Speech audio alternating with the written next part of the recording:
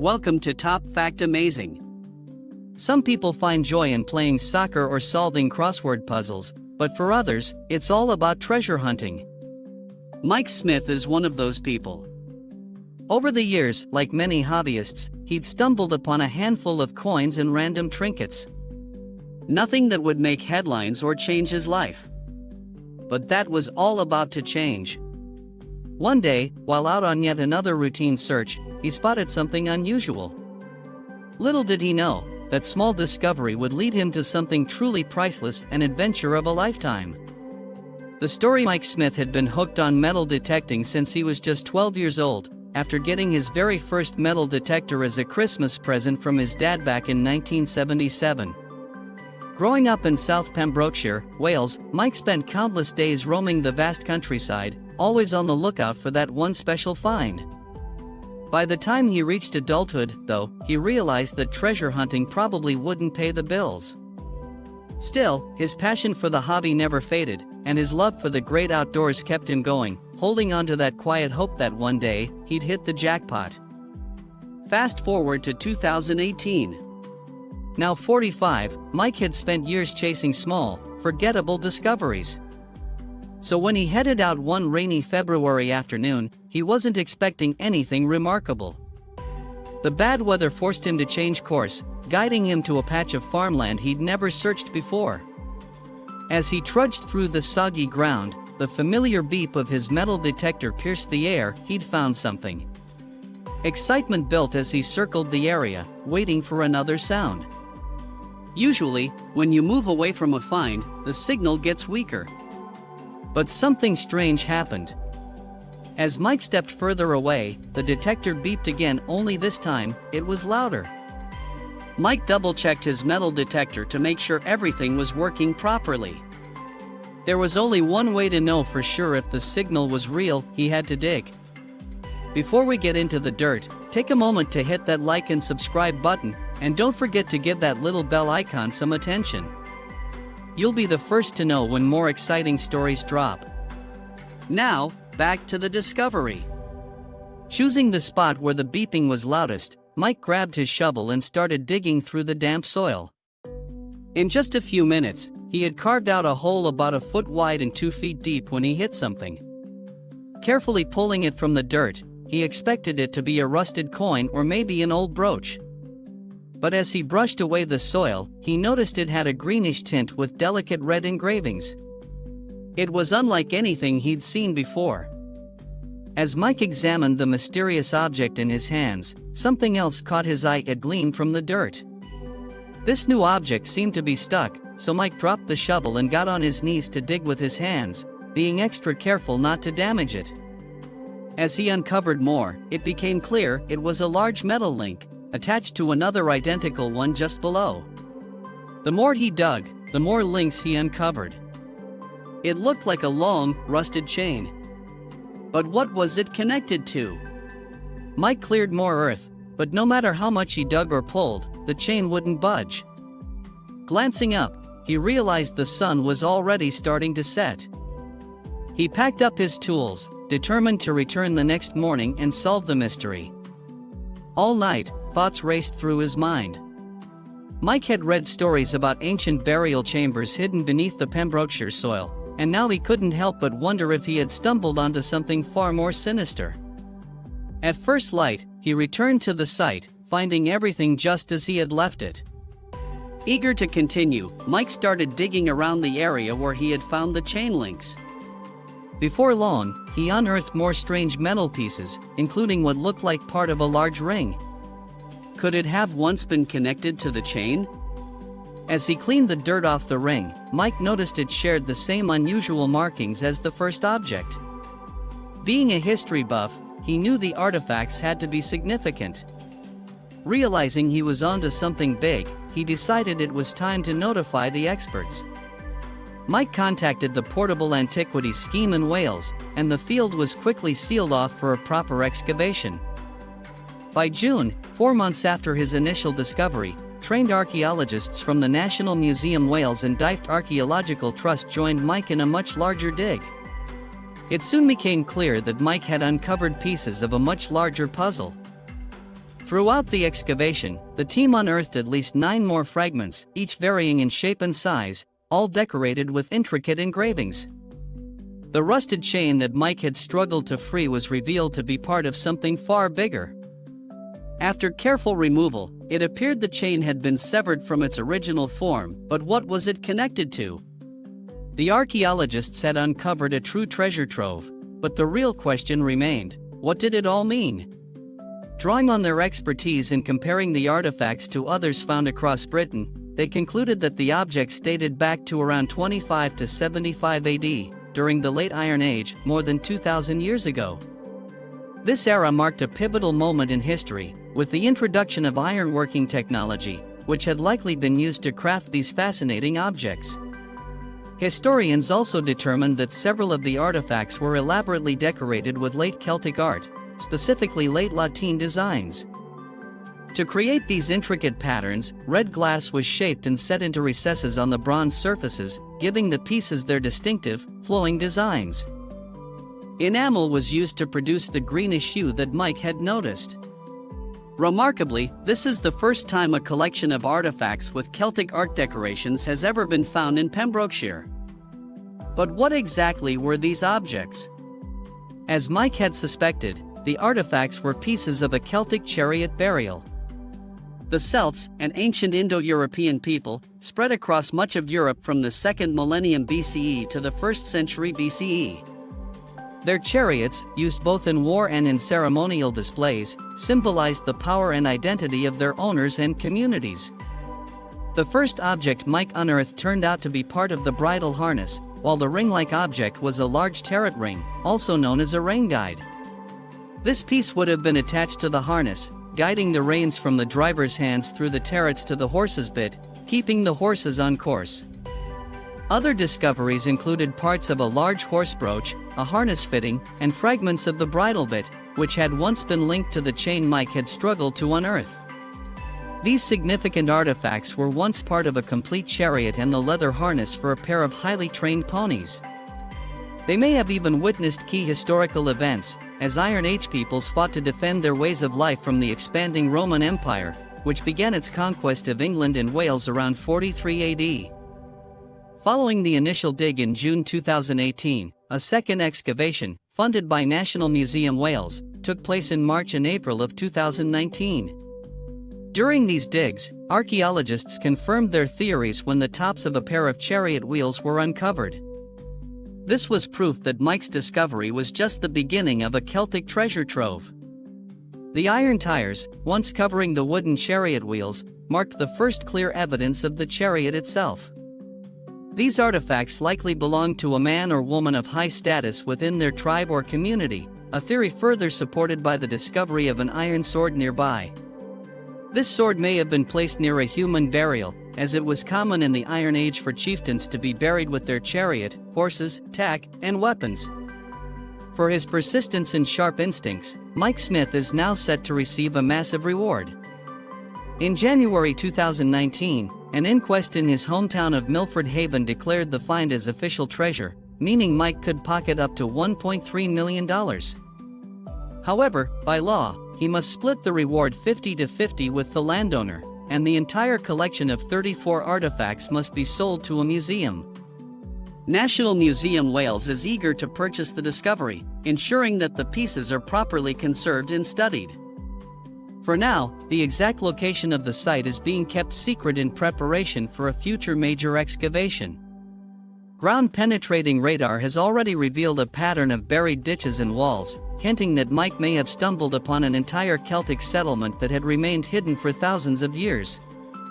Any future finds will still belong to Mike, and he can hardly believe his childhood dreams of treasure hunting have come true in such a spectacular way.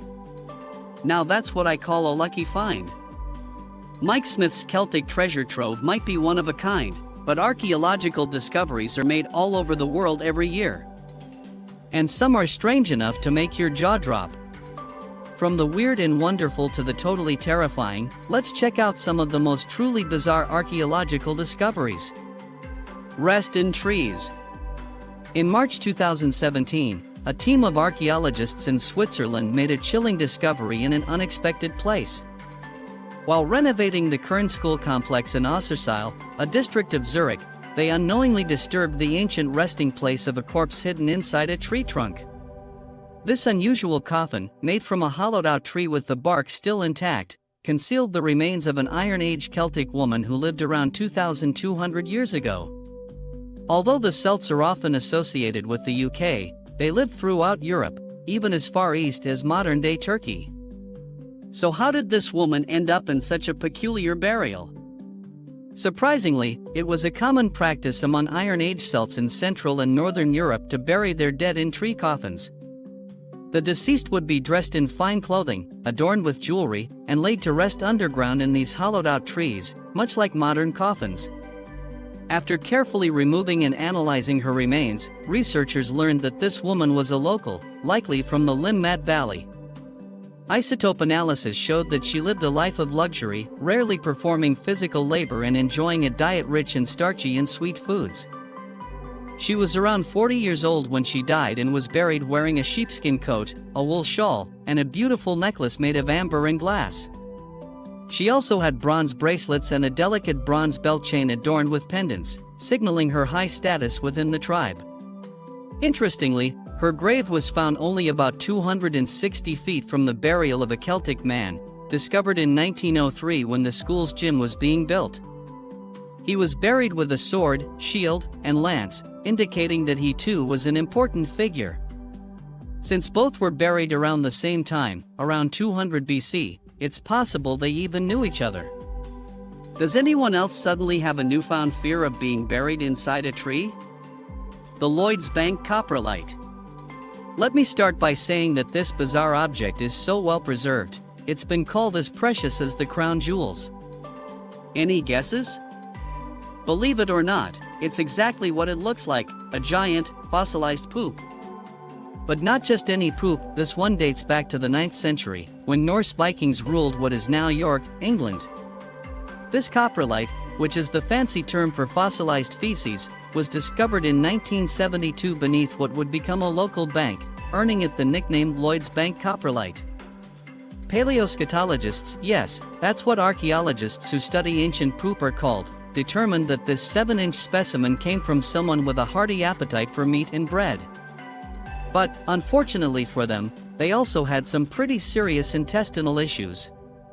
The poop was found to contain whipworm and mallworm eggs, parasites that would have caused stomach pain and other nasty gastrointestinal symptoms. Today, this coprolite is on display at the Jorvik Viking Center in York, preserved inside a glass box. But in 2003, a group of visitors had a bit of an oops moment when someone dropped it, breaking it into 3 pieces. Luckily, it has since been repaired. But seriously, who would want to pick up Viking poop in the first place? Roman eggs. Here's an exceptional find. Between 2007 and 2016, archaeologists digging in Aylesbury, Buckinghamshire, England, stumbled upon something remarkable in a waterlogged pit, a basket containing 4 chicken eggs. But these weren't just any eggs. These were 1,700-year-old Roman eggs. Unfortunately, while trying to recover them, 3 of the eggs cracked open, releasing what could only be described as an overwhelmingly foul stench. I can only imagine what a 1,700-year-old egg smells like. However, the team managed to save 1 egg, making it the only complete Roman chicken egg ever found in Britain. Roman graves in Britain had revealed chicken bones and broken eggshells before, but never an intact egg. The fact that this one survived is thanks to the waterlogged conditions, which preserve things that normally wouldn't stand the test of time in a dry environment. Experts believe the pit, which also contained a bread basket, leather shoes, wooden vessels, and tools, may have originally been used to brew beer in the 2nd and 3rd centuries AD. Later, it was likely transformed into a Roman wishing well, with food offerings like these eggs tossed in to gain favor with the gods. And honestly, who else is curious about whether that ancient egg smells as bad as it sounds? The heart of a saint. This next story takes the phrase stealing hearts to a whole new level. Back in 2012, a bold thief made off with a rather unusual prize, the preserved heart of a 12th century patron saint from Dublin's Christ Church Cathedral. The heart of St. Lawrence O'Toole had been kept inside a heart-shaped wooden box, surrounded by an iron cage, and displayed on the cathedral walls since the medieval period. While it might seem like a macabre form of decoration, relics of saints are actually quite common in Irish churches. St. Lawrence O'Toole died in Normandy, France, in 1180 and was canonized in 1225, with miracles said to have occurred at his tomb.